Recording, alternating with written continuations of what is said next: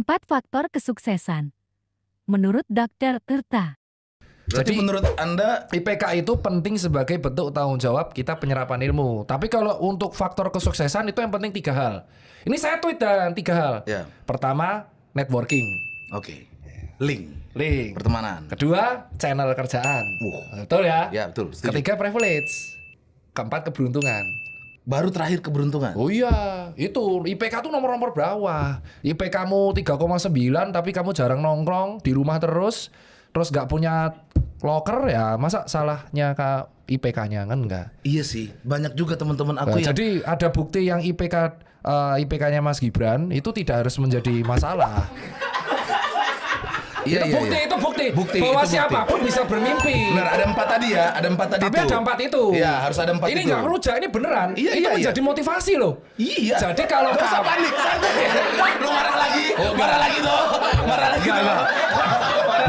Penjelasan filsafat pengorbanan, simak penjelasan Dr. Fahrudin. Filsafat itu sebenarnya saya juga pernah membahas itu tentang filsafat pengorbanan. Jadi dalam hidup ini tidak akan jalan kalau tidak ada orang yang mau berkorban. Macet sudah hidup ini.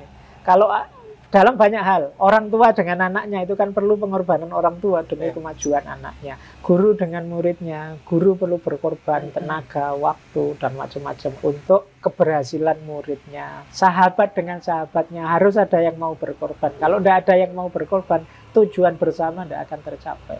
Mungkin Habib bisa perhatikan ya, banyak sekali masalah hari ini muncul karena semua pihak tidak ada yang mau berkorban.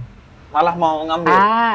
Ini hakku, tidak ada yang mau, oke aku sulit sedikit, tidak apa-apa asal kita bersama bahagia. Tanggapan Timothy terhadap orang yang suka nyicil. Kalau ada yang nyicil berarti belum kaya dia. Rumah, apartemen. Belum mampu. Lu kalau mobil nih lu cicil, lu gak mampu beli gitu, sederhana. Nggak usah kebanyakan gaya, nggak Grab dulu aja, Gojek. Karena gue juga dulu, jujur ya, gue juga dulu begitu. Apakah gue pengen mobil bagus? Pengen. Tapi dulu gue nggak mampu. Oke.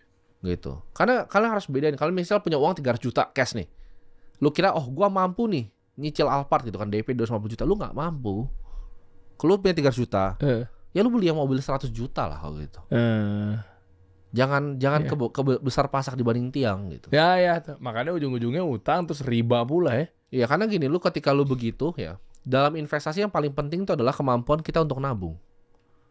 Kalau income kita 10 juta nih, dapat duit gaji 10 juta sebulan, tapi kita harus bayar hutang 5 juta, itu kemakan terus. Mengapa pendidikan di Indonesia belum bisa maju?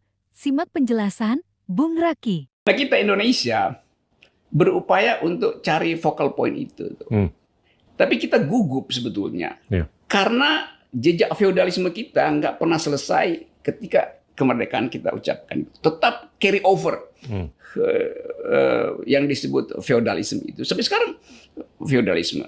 Di depan kelas, profesor berdiri di kelas, muridnya diem, nggak mau protes karena takut dia profesor. Nggak begitu di Amerika, ya dia ngangkat tangan aja, nggak, saya nggak setuju Anda profesor. Itu Perancis apalagi itu, debat. Jadi feodalisme masih mencekam sistem pendidikan kita. Jadi itu penghambat utama kita buat maju. Jadi gue anggap bahwa kalau Indonesia mau bikin terobosan untuk mengakumulasi IQ, feodalisme ini yang mesti dihilangkan pertama-tama. Penjelasan Anies Baswedan tentang pendidikan. Karena itulah jangan tempatkan pendidikan sebagai persiapan kerja. Saya dari tadi nggak pernah bilang SDM. Perhatikan, saya tidak pernah menggunakan sedikit pun kata SDM. Saya mengatakan pendidikan dan peningkatan kualitas manusia. Karena saya tidak menempatkan manusia sebagai sumber daya. Wow. Gini ya, ini faktor produksi nih. Ada manusia, ada modal, ada tanah, ada teknologi, itu namanya faktor produksi. Terus kita menyebut manusia di situ sebagai sumber daya manusia.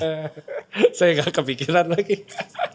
Nah, ini karena itulah pendidikan itu adalah apa sih pendidikan ini fungsinya? Mengembangkan potensi. That's the key. Untuk bikin kritis, untuk berpikir, untuk bisa beropini. Makanya kampus itu apa? Persemaian. Bibitnya ditumbuhkan, potensinya dikembangkan. Dia akan menjadi sesuatu nanti. Tapi kalau kita melihat pendidikan semata-mata sebagai persiapan kerja, apa yang akan terjadi?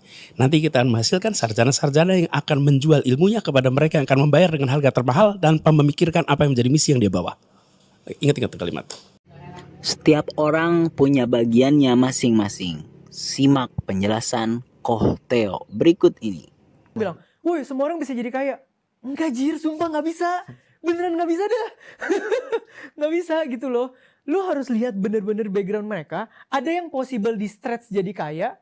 Ada yang possible di stretch jadi lumayan. Even for some people, di stretch dari bayarin utang orang tua. Sampai punya 30 juta pertama. Itu gapnya udah segini, Le. Kalau lu lulus kuliah, urusin hidup lu doang. Dari 0 sampai 1 miliar. Ini buat lu segini nih. Buat orang yang dari umur belasan tahun udah harus kerja bayarin utang orang tua. Sampai bisa punya 50 juta. Itu sebenarnya mungkin lebih tinggi daripada yang bisa ngumpulin 1 miliar. Karena nggak bisa lu compare, Pak. Effortnya, pressure-nya, tekanannya, aksesnya. Bahkan Timothy Ronald menyadari berbahayanya riba. Coba dong ceritain dong. Gini, kenapa sih lu sampai tadi video di awal juga bahas mengenai riba-riba? Kalau ini banget ya. Orang yang berhutang itu akan jadi budak ke yang hutangin. Itu konsep gue. Karena kan gue dari dulu gue beli sambang kan. Gue tahu cara kerjanya. Seberapa curang ya gue tahu lah. Ah emang iya? Masa sih gue nggak tahu? Pura-pura dia. Coba gini deh. Kan orang bilang tapi, oh orang kaya itu ada yang berhutang. Gue tanya siapa sih yang berhutang? Ih banyak lah. Orang kaya. Lah itu beli perusahaan oh gua kan nggak tahu. broking capital perusahaannya biasa dipakai. Tergantung. Tapi gua nggak mau nyebut lah. Ini takut obvious banget. Tapi ada orang kaya di Indonesia terkenal juga, tapi perusahaannya dinyatakan pilot tuh sekian triliun. Nggak usah di browsing, udah ada lah. Itu kan bisa buat kungfu begitu. Kritikan guru gembul kepada Pak Prabowo dan Deddy Corbuzier. Pak Prabowo itu mengeluarkan kebijakan-kebijakan yang nggak nyambung dan nggak relevan dengan keinginan masyarakat. Contohnya, hal yang sederhana kemarin. Ketika masyarakat Indonesia mengatakan bahwa Indonesia sekarang sedang kepepet, bahwa nyari kerja itu susah, bahwa banyak PHK di mana-mana, bahwa Indonesia itu sedang genting-gentingnya, IHSG jatuh dan sebagainya, Pak Prabowo di akhir tahun 2024 mengatakan apa? Kalian tahu tidak semuanya bahwa di tahun 2025 Indonesia akan menjadi kekuatan ekonomi keempat di seluruh dunia. Saya punya datanya, saya punya ini dan sebagainya. Yang dilihat oleh masyarakat sangat berbeda dengan yang dilihat oleh Pak Prabowo. Inilah yang menyebabkan sekarang itu permusuhan menjadi semakin besar. Pak Prabowo tidak melihat apa yang ada dalam masyarakat. Masyarakat tidak melihat apa yang menjadi kesulitan dari pemerintah. Dan Bapak yang ada di tengah-tengah di sini yang punya podcast terbesar di Indonesia tidak bisa menjembatani itu. Tanggapan Bang Peri terhadap kasus Tom Lembong. Kalau menurutku ya, seharusnya Pak Tom Lembong nggak divonis seperti itu. Menurutku karena gini, mau pro atau mau kontra pemerintah, mau posisi pemerintah suka atau enggak, atau bahkan pejabat sendiri. Kalau aku jadi pejabat, aku malah bingung pejabat kenapa nggak deg-degan ya kayak gini. You know lah, in this case gitu loh. Ya, ada satu kasus ya gitu. Ada satu kasus yang bisa terjadi kayak gini loh. Kenapa malah santai-santai aja? Hari Tom Lembong 2016 mana tahu dia bakal kena kayak gini. Dia orang pemerintah, dia menteri presiden, salah satu kepercayaan dulu. Siapa yang nyangka? Masa lu baru concern ketika itu kena sama lu? Dan buat pendukung pemerintah yang bilang, wah ya masih ngaitin sama pilpres, come on. Itu menteri loh.